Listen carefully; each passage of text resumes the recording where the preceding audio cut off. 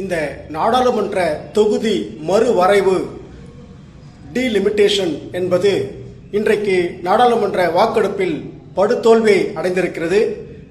இது குறித்து நாம் எந்த மாநில அரசும் நீதிமன்றம் போக முடியாது. ஒவ்வொரு மாநிலத்திற்கும் மக்கள் தொகை அடிப்படையில் இந்த நாடாளுமன்ற தொகுதிகள் மீண்டும் உறுதியாக அதிகப்படுத்தப்படும்.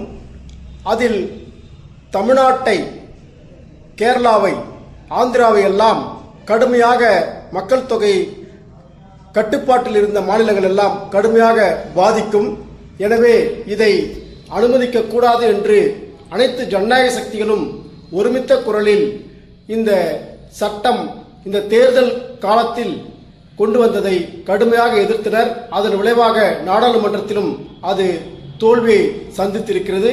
இது முதல் கட்டமான தமிழ்நாட்டு முதல்வர் மற்றும் தமிழ்நாட்டு மக்களின் உணர்வுகளுக்கு கிடைத்த மரியாதையாக நாம் எடுத்துக்கொள்ளும். அதேவேளை பாசிஸ்டுகள் எப்போதும் சட்டத்தை மதிப்பது கிடையாது.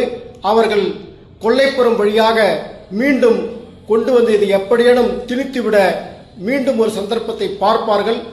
விழிப்போடு இருப்போம். தமிழ்நாட்டின் உரிமைகள், தென் மாநில மக்களின் உரிமைகள் எல்லாம் பறிக்கும் இந்த டீலிமிட்டேஷன் என்கின்ற இந்த பாசிச சர்வாதிகார சட்ட மசோதாவை தொடர்ந்து விழிப்போடு இருந்து முறியடிப்போம். மறக்காம சர்ப்ரைஸ் பண்ணுங்க. Thank you.